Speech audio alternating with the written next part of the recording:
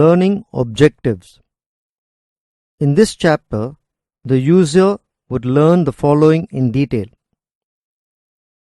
Defining interpersonal communication, the impact of conversations on relationships, formal and informal communication, vertical versus horizontal organizations, communication styles, communication climate, job productivity and satisfaction at workplace, building interpersonal skills in the workplace, etiquettes.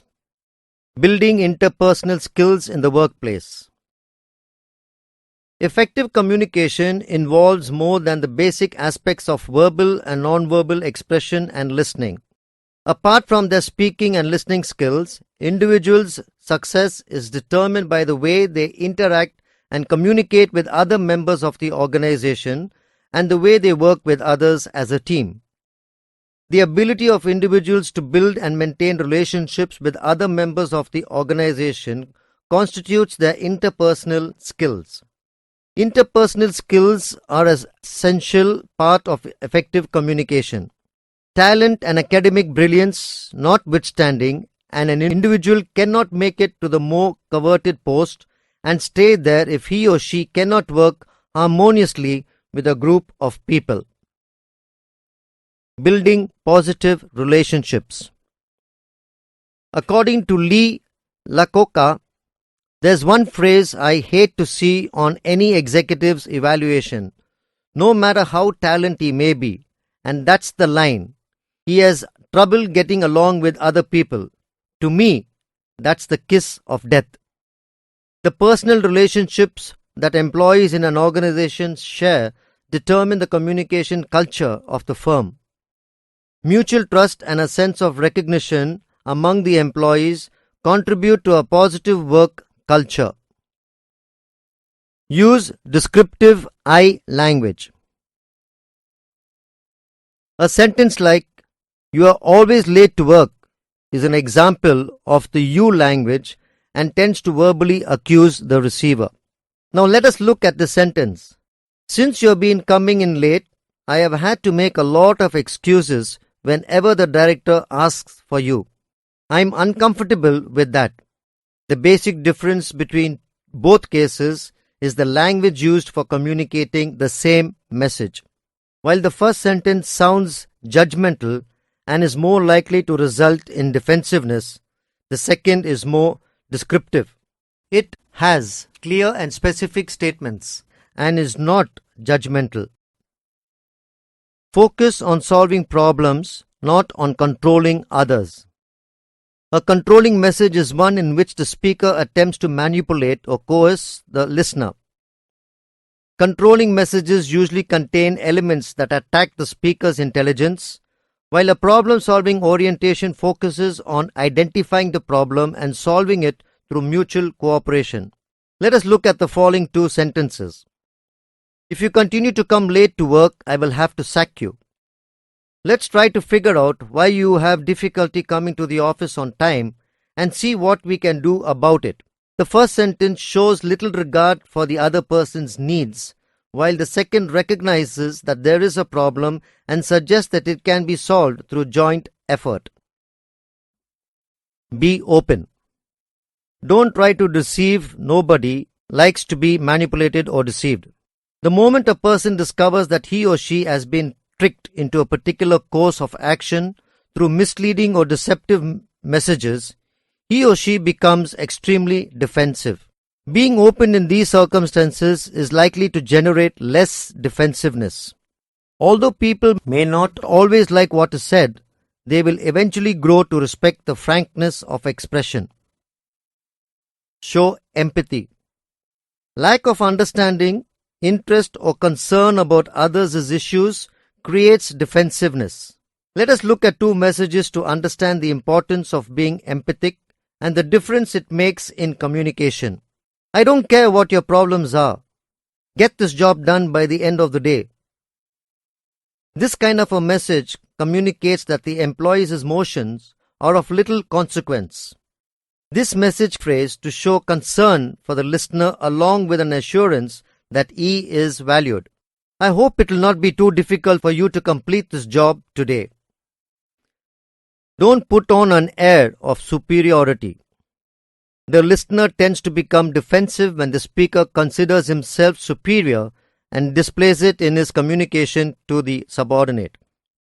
Such messages make the listener defensive and he or she tends to ignore or forget the message.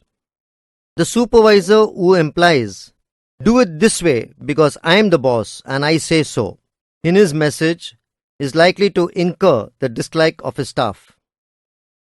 On the other hand, the supervisor who says, "How do you think we should handle this problem?" is likely to get greater support from his staff and create a positive environment that encourages better communication and feedback. Listen with an open mind. Individuals, especially those at a higher level of the hierarchy, must listen to others with an open mind. A closed mind indicates that they are not interested in the topic and have already made up their minds. A statement like, "This is not possible and sounds ridiculous," before listening completely to the speaker reflects negativity. Instead, a statement like, "Though I have seen a few reports that said it is not possible, let us see if you have a new perspective," makes the speaker feel good and motivated. Communication climate. The communication climate is an organization depends on the personal relations shared by the employees. Being open and empathetic towards others goes a long way in building positive relationships at the workplace. Praising an employee when he or she deserves it establishes a culture of motivation in an organization. Dealing with criticism in a positive and efficient way can help avoid conflicts and maintain good work relationships. Avoiding, accommodating, competing, collaborating, and compromising are different approaches that can be used to manage conflicts. One can use the strategies of restate, agree, refocus, dissect, complement, compromise, postpone, or exist for resolving conflicts. Poor communication climate. A poor communication climate inhibits cooperation. For example, if employees don't believe a manager is competent and trustworthy, they will be unenthusiastic about new projects and perhaps even drag their feet. Similarly, if managers don't trust their employees to do a good job, they might micromanage every last detail of a project. Interpersonal communication.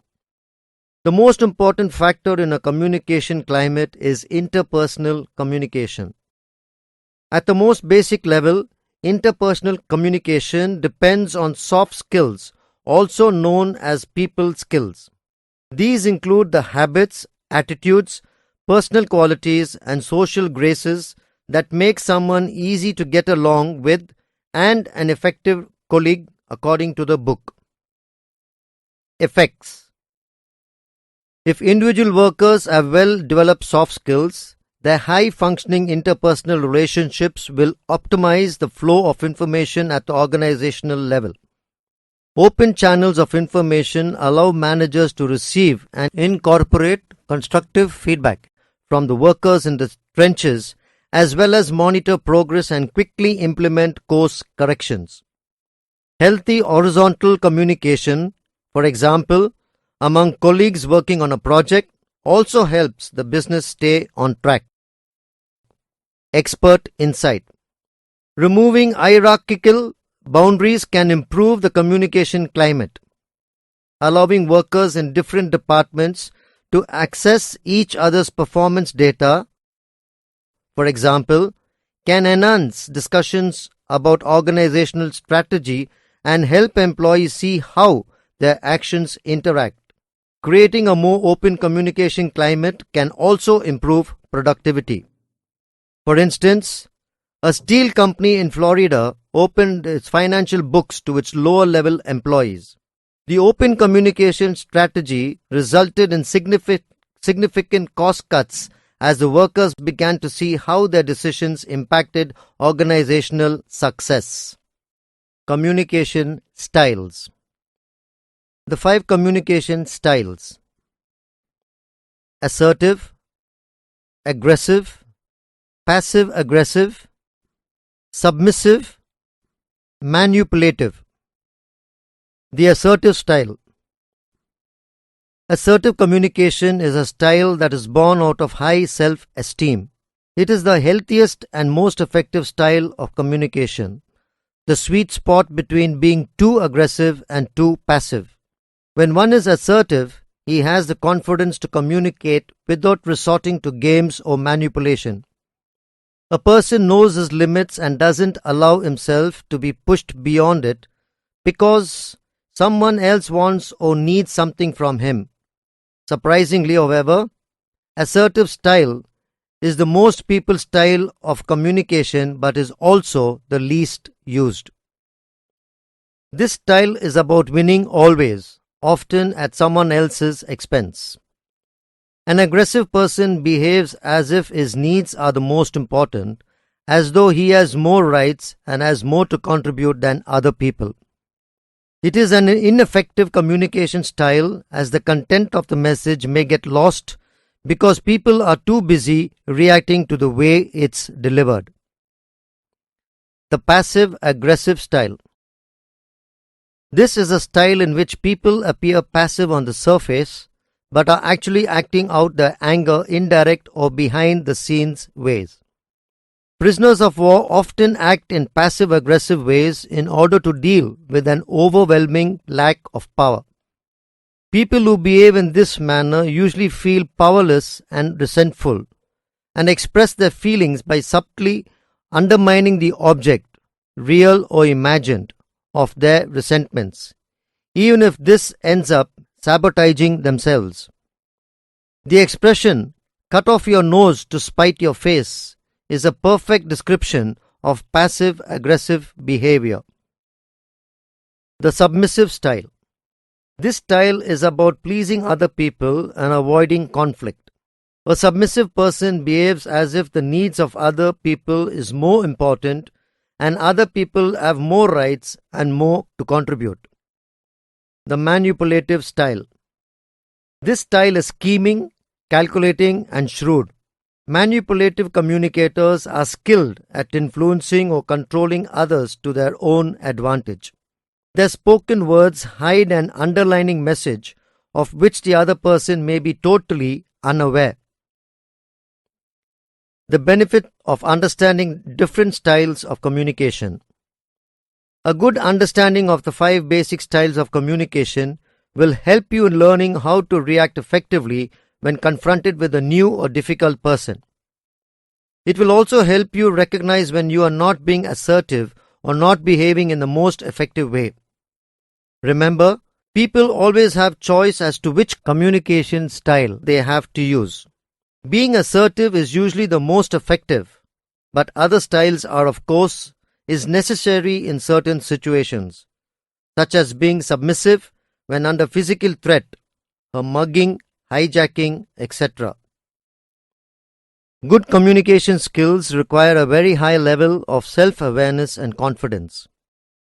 Once one understands his own communication style, it is much easier to identify any shortcomings or areas which can be improved on and also decide if he wants to start communicating in a more assertive manner. If one is serious about strengthening his relationships, reducing stress from conflict and decreasing unnecessary anxiety in his life, practice being more assertive. It will help him diffuse anger, reduce guilt, and build better relationships both personally and professionally. Remember the first rule of effective communication. The success of the communication is the responsibility of the communicator. Etiquette. Making positive impressions. How one presents himself to others in the business world speaks volumes. People often form first impressions, others within seconds of first meeting them. Therefore, it is crucial to ensure you are properly prepared to present yourself as a professional. Mentioned below are some important tips towards making a good impression. Stand straight, make eye contact, turn towards people when they are speaking, and genuinely smile at people. Follow your office dress code, perhaps dressing a step above the norm for your office. Your briefcase or bag and the things you carry in them say something about you. Messy items may detract from the image you would like to present. When meeting someone for the first time, be sure to shake hands palm to palm with a gentle firmness. Be alert.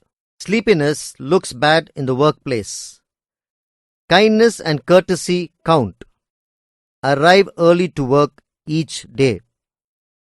People. How a person treats others say a lot about them. Learn names and learn them quickly. A good tip for remembering names is to use a person's name 3 times within your first conversation with them. Also, write names down and keep business cards. People know when you don't know their names and may interpret this as a sign that you don't value them. Don't make value judgments on people's importance in the workplace. Talk to the maintenance staff members and to the people who perform many of the administrative support functions. These people deserve your respect. Self-assess. Think about how you treat your supervisors, peers, and subordinates. Would the differences in the relationships, if seen by others, cast you in an unfavorable light? If so, find where the imbalance exists and start the process of reworking the relationship dynamic. What you share with others about your personal life is your choice, but be careful. Things can come back to haunt you. Don't ask others to share their personal lives with you. This makes many people uncomfortable in the workplace. Respect people's personal space. This may be very different than your own. Communicating. Communicating is sometimes not what you say, but how you say it that really counts. Return phone calls and emails within 24 hours, even if only to say that you will provide requested information at a later date. Ask before putting someone on speakerphone. Personalize your voicemail. There's nothing worse than just hearing a phone number on someone's voicemail and not knowing if you are leaving a message with the correct person. People may not even leave messages. Emails at work should be grammatically correct and free of spelling errors. They should not be treated like personal email. When emailing, use the subject box and make sure it directly relates to what you are writing.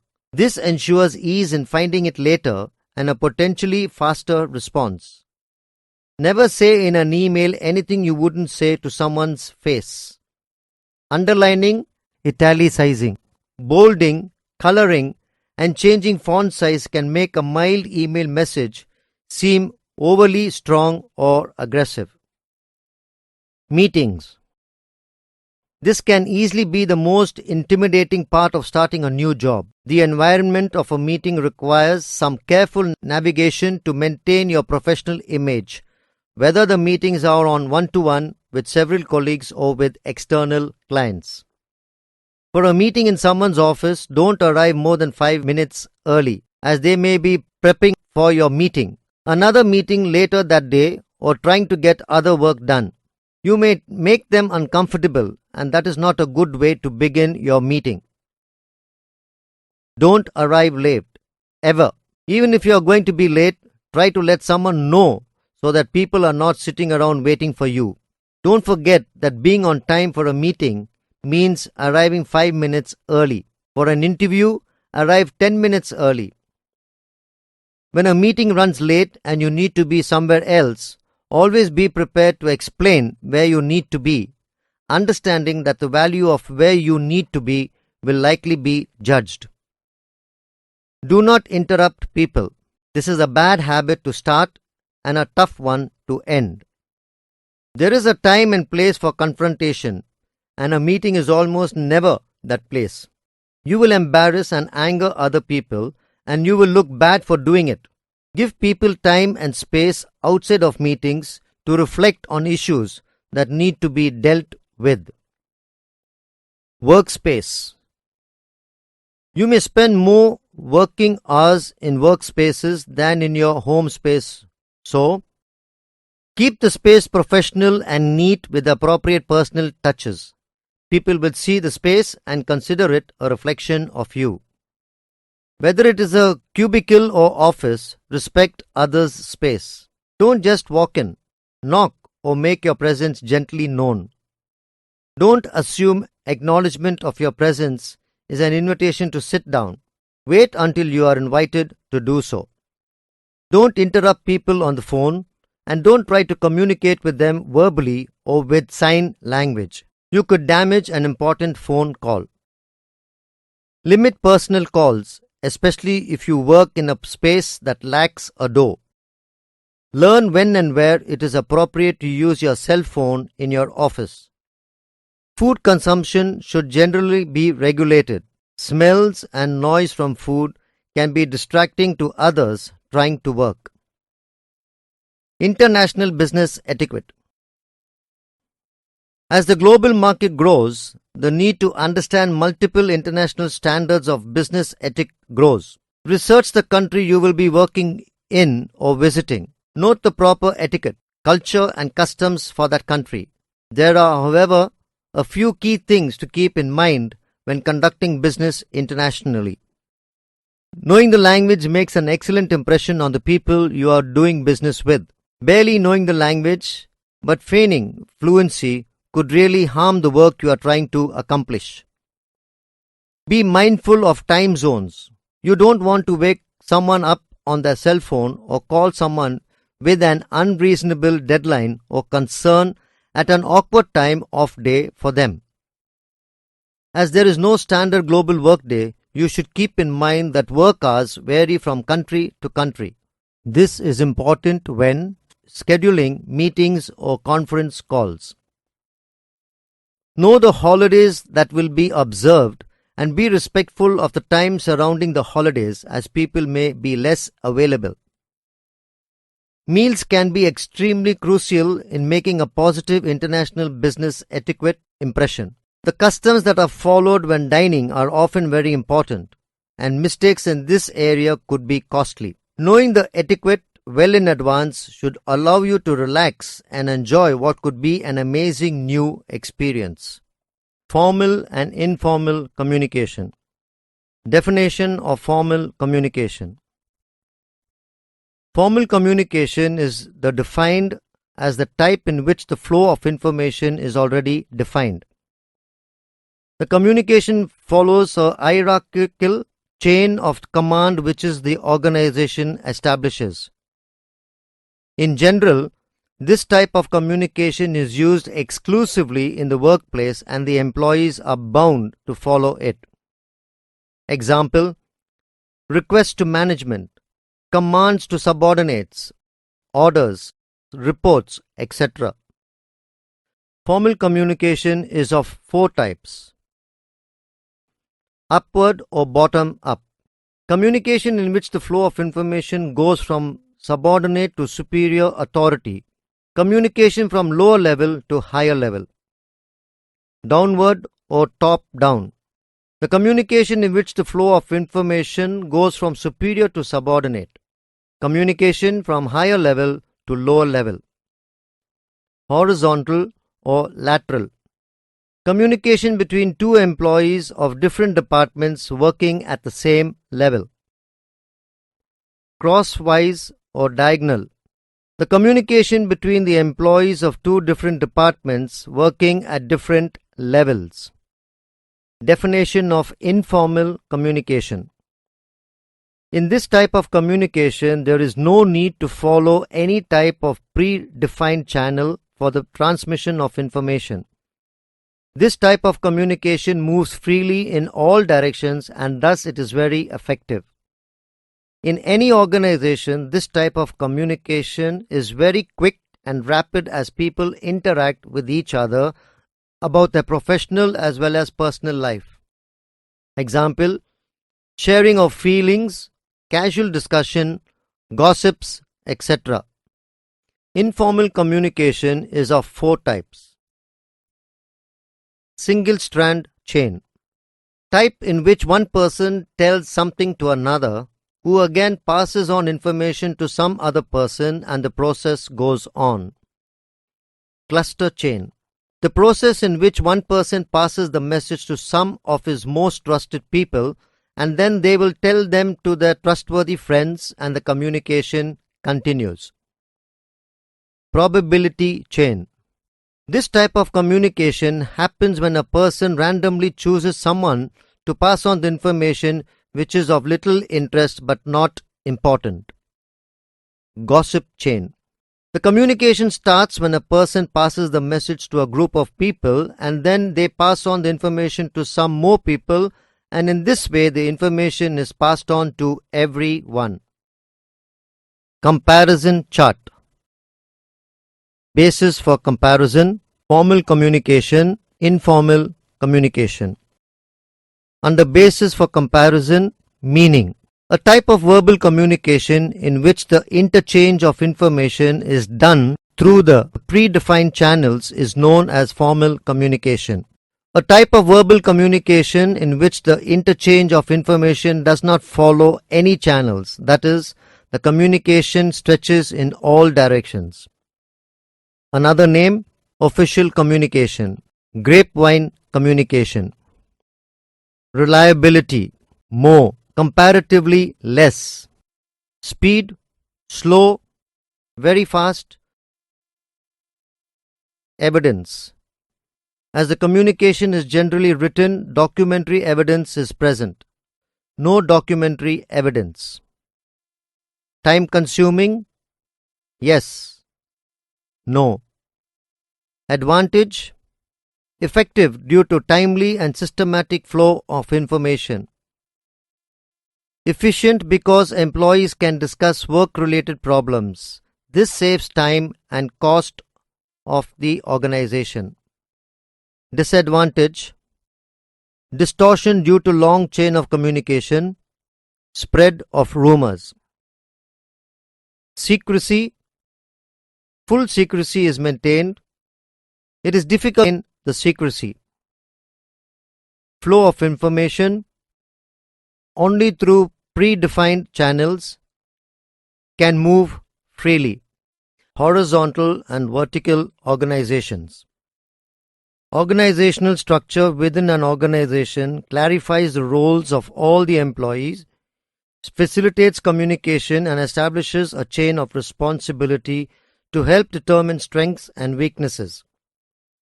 Before you determining if the organizational structure has to be vertical or horizontal, one has to understand the differences between the two frameworks. Implementing the correct organizational structure is critical to maximizing staff productivity.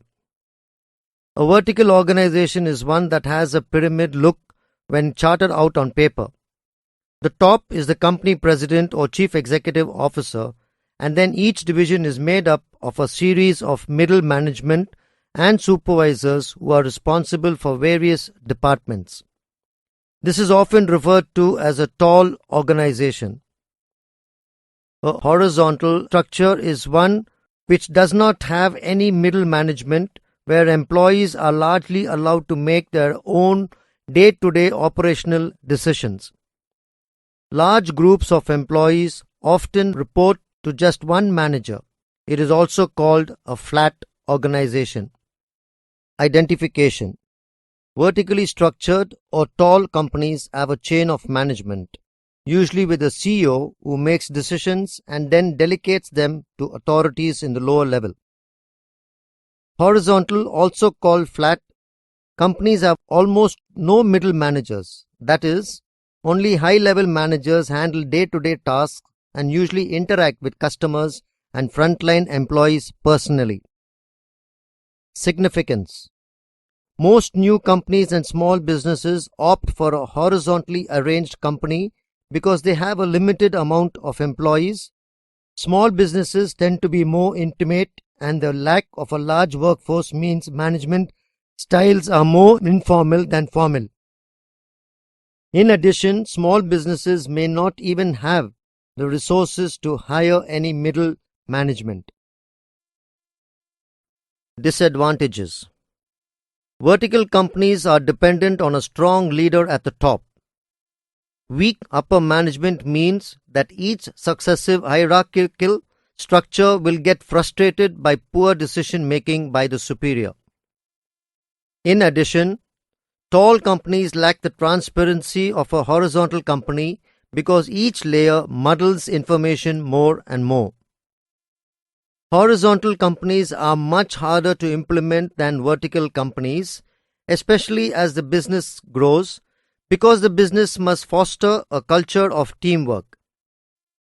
Employees may be less sure about their roles and responsibilities within the company, and project managers can be frustrated by their lack of authority. Potential. Companies will become more horizontal than vertical as the world globalizes, because customers will demand fast response times and better service, two things at which horizontal companies excel. No business, however, should have a strictly horizontal or vertical structure, but rather should implement the best of both worlds. Interpersonal communication. The unit introduces the students to the fundamentals and importance of communication and how nonverbal signals can be interpreted. We will also learn how good interpersonal and negotiation skills can help one grow. This unit discusses how success of an individual largely depends upon his or her interpersonal skills and how these skills determine the quality of their relationships with others. It emphasizes the need to be open and empathetic to building positive relations in an organization and also discusses how to deal with criticism and manage conflict.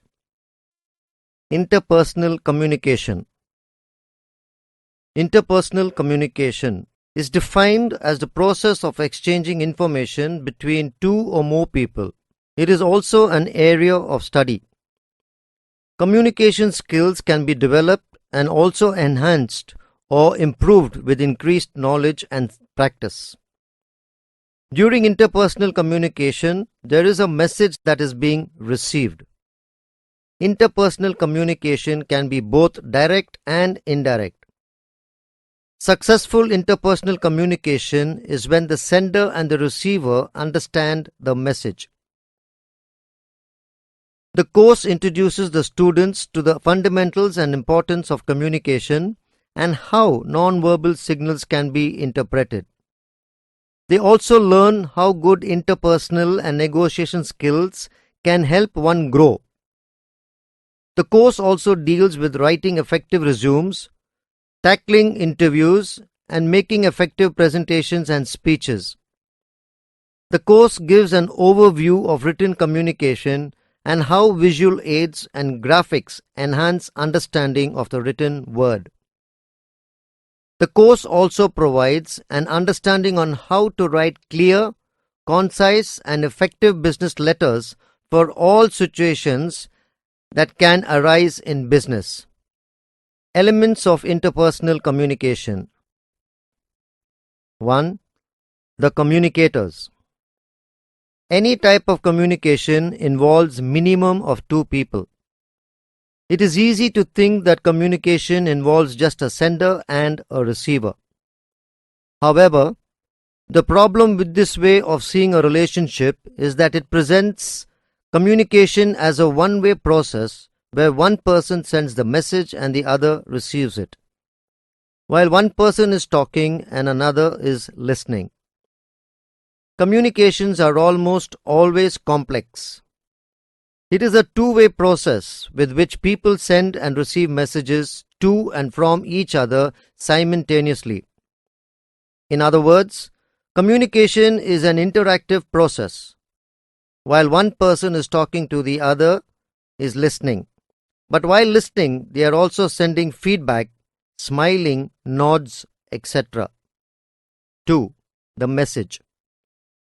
Message does not just contain the information conveyed, but also non-verbal messages exchanged such as facial expressions, tone of voice, gestures and body language. Non-verbal behavior can convey additional information about the spoken message. In particular, it can reveal more about emotional attitudes which may underline the content of speech. Noise.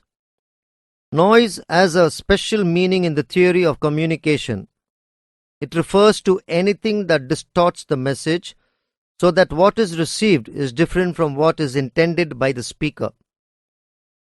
Whilst physical noise, for example, background sounds or a low-flying jet plane, can interfere with communication, other factors are considered to be noise. The use of complicated jargon, inappropriate body language, inattention, disinterest, and cultural differences can be considered noise in the context of interpersonal communication. In other words, any distortion or inconsistencies that occur during an attempt to communicate can be seen as noise. 4. Feedback. Feedback is generally the message that the receiver returns, which allows the sender to know how accurately the message has been received as well as the receiver's reaction. The receiver may also respond to the speaker's body language. Types of feedback range from direct verbal statements, for example, "Say that again, I don't understand," to subtle facial expressions or changes in posture that might indicate to the sender that the receiver feels uncomfortable with the message. Feedback allows the sender to regulate, adapt, or repeat the message in order to improve communication. 5. Context. All communication is influenced by the context in which the communication takes place. However, apart from looking at the situational context of where the interaction takes place, for example in a room, office, or perhaps outdoors, the social context also needs to be considered. For example, the roles, responsibilities, and relative status of the participants. The emotional climate and participants' expectations of the interaction will also affect the communication. 6. Channel. The channel refers to the physical means by which the message is transferred from one person to another. In face-to-face conversation, the channels which can be speech and vision. In a telephonic conversation, the channel is limited to speech alone. Job productivity and satisfaction at workplace. The performance of every employee includes social support, feedback, and opportunities for autonomy, variety, and growth. Such resources are good for the employee. They satisfy basic human needs and good for the workplace because when job resources are rich, work gets done more quickly and with better results. The process, moreover, cyclical. Working better is more rewarding for the employee, which in turn increases his engagement and effectiveness. Interestingly, engagement and high-quality performance is greatest when the demands of the job are highest. This principle applies even to what we think of as low-level jobs, such as those at a fast food restaurant. Employees' personal skills such as self-esteem and optimism also contribute to work engagement. Not only do workers with abundant personal resources approach their jobs with more enthusiasm and joy, they also tend to be in better health, allowing them to focus and work hard. They as well as tend to create more of all these goodies for themselves through job crafting, seeking ways to make their responsibilities fit their talents and interest and to increase challenge. The process is an upward spiral. Job crafters gain admiration from other workers, thus transferring their attitudes to them. Those more productive attitudes increase the other workers' engagement and with it, their own productivity and personal reward. Indeed, no one should expect to feel or to be expected to exhibit peak engagement every second of the workday. Sometimes work is tedious. Employees need to be able to tolerate that. Nor should they be held to impossible standards. Downtime is not only a mark of sympathetic management, it helps renew workers, keeping them happy, productive, and engaged. The impact of communication on relationships. Communication is important in all relationships as it allows to share interests, aspirations, and concerns. These aspects helps us to support each other, to organize our lives, to make decisions, and to work together in bringing up children. Good communication is all about the way we talk and listen and about our body language. We can all learn how to improve the way we communicate. Communicating clearly in a relationship. Talk to each other. No matter how well you know and love the other person, you cannot read your partner's mind. Partners have to communicate clearly to avoid misunderstandings that may hurt, anger, or confuse the other person. When you talk to your partner, try to think about what you want to say and what you are feeling when you say it. Be clear about what you are saying. Be clear about your message so that your partner hears it accurately and understands what you mean. Talk about what you want and feel. Use I statements such as I need, I want, and I feel. Share positive feelings with your partner, such as what you appreciate and admire about them and how important they are to you. Improving communication in a relationship.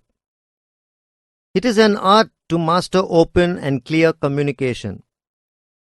To improve the way a couple communicates, start by asking questions such as, what things can cause conflict between you and your partner? Are the conflicts because you are not listening to each other? What brings happiness and feelings of connection? What can cause disappointment and pain? What things don't you talk about and what stops you from talking about them? How would you like your communication with your partner to be different?